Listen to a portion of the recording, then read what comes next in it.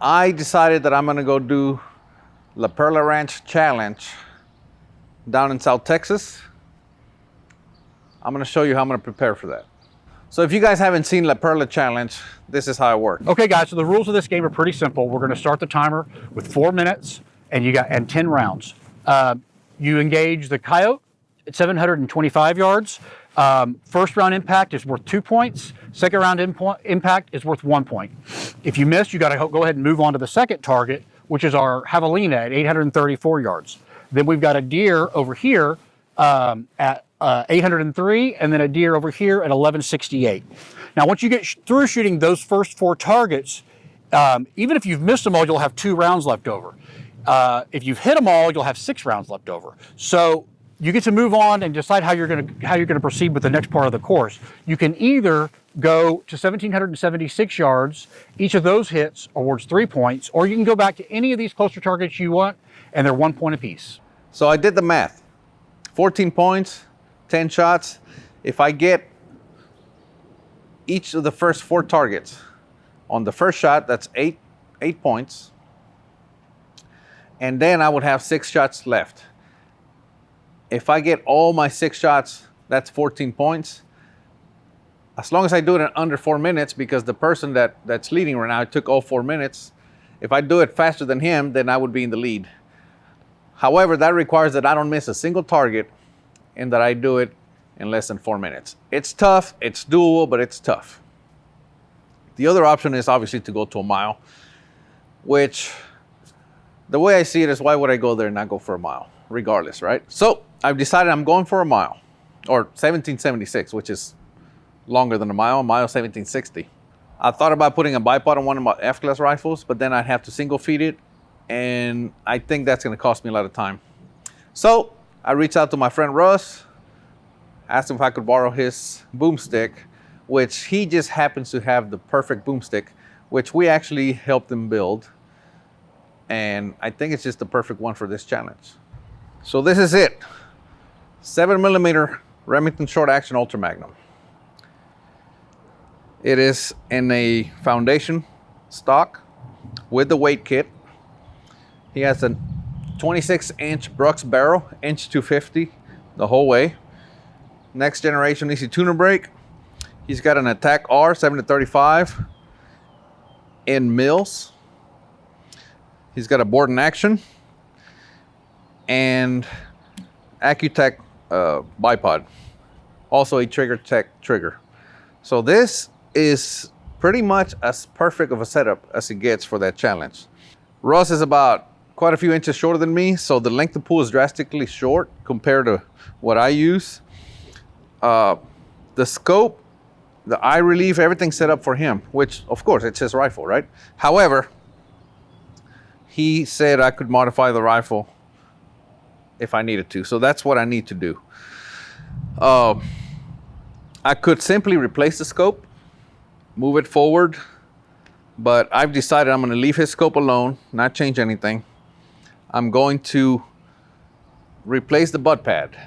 We can just make a longer butt pad, and everything else is pretty much the same. Now, another thing that I noticed on that challenge is they shoot off a rubber mat. And I see them having to pivot about almost like 45 degrees from one target to another, maybe more.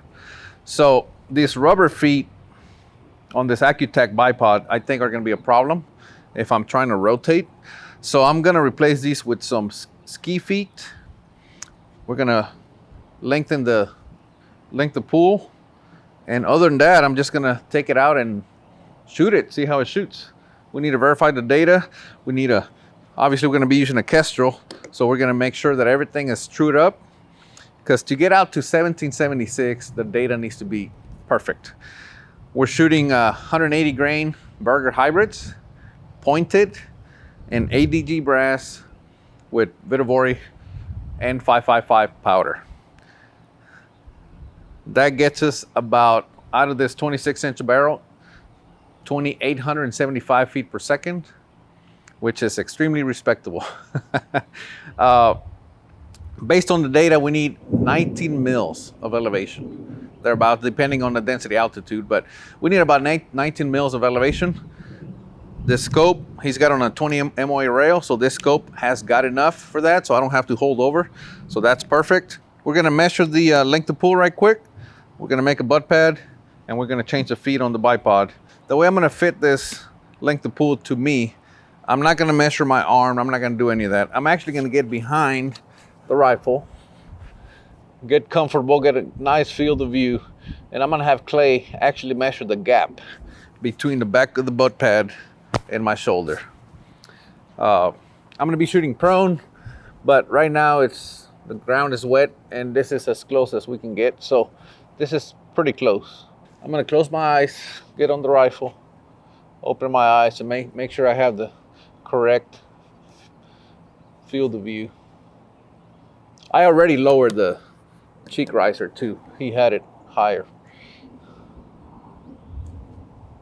Okay, right there, Clay. All right.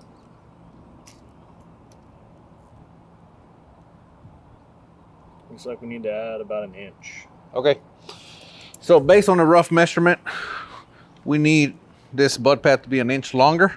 So we're gonna pull this one off. We're gonna take a picture of it, trace it, go into Fusion 360, and I'm actually just going to 3D print a longer butt pad. As you guys can see behind me, it's pouring. We're able to get out to the range, do a quick test before the rain came, so we didn't take any footage. But this rifle is a shooter. We went ahead and increased the length of pull by making a different butt pad. We just 3D printed one. I mean, this thing doesn't kick hard at all. So we just 3D printed a butt pad. You can see the difference in length. It's exactly 1 inch. That's how much longer we made it. Also, we added the ski to the feet on the bipod. I think that's gonna allow me to rotate a lot easier when I go to translate from one target to the next. As you can see right here, this thing is a shooter. 10 shots, 5.5 inches total. The width is 5.43. I just held dead center the whole time. I didn't hold for wind. So as you can see, the width is 5.43. The height is 3.5 inches at 1,000 yards. This thing is an absolute hammer. Mean radius 1.89. The chronograph data, as you can see, 2874 feet per second. 2874.7. Russ told me 2875. He was 0.3 feet off. So this thing is an absolute hammer. Standard deviation of 2.8. Extreme spread of 7.7.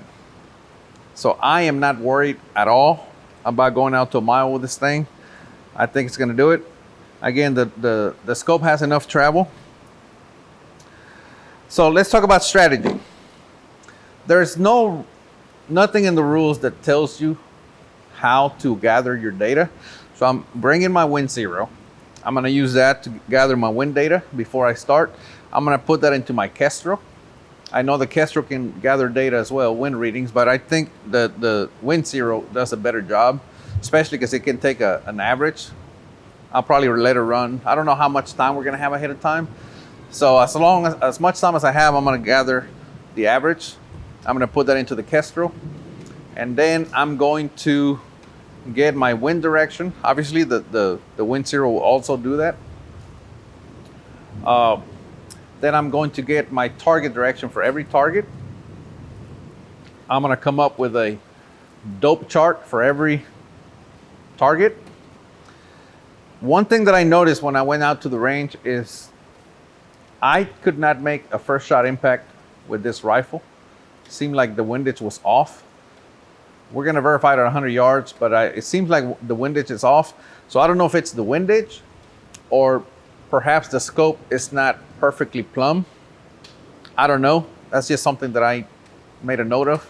On the first target, if it's not where I think it should go, if the shot didn't go where I think it should go, I'm actually going to dial over.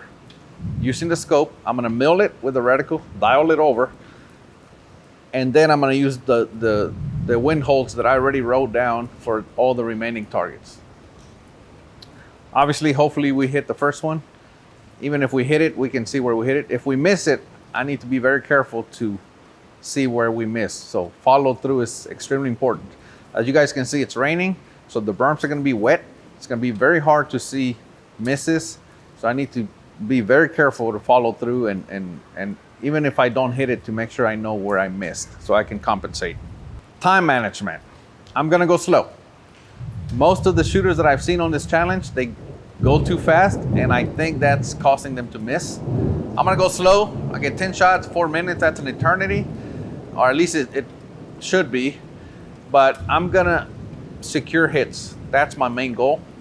I'm gonna go through the first 4 targets. Hopefully I have enough time and shots left over, and I'm going to a mile. I'm already made up my mind. Again, I'm gonna go slow. So that's the plan. We'll see how it works.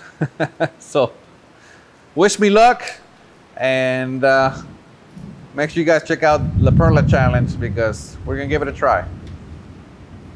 Keep them centered. Tonight I'm feeling me, gonna make an ugly scene. Tonight I'm feeling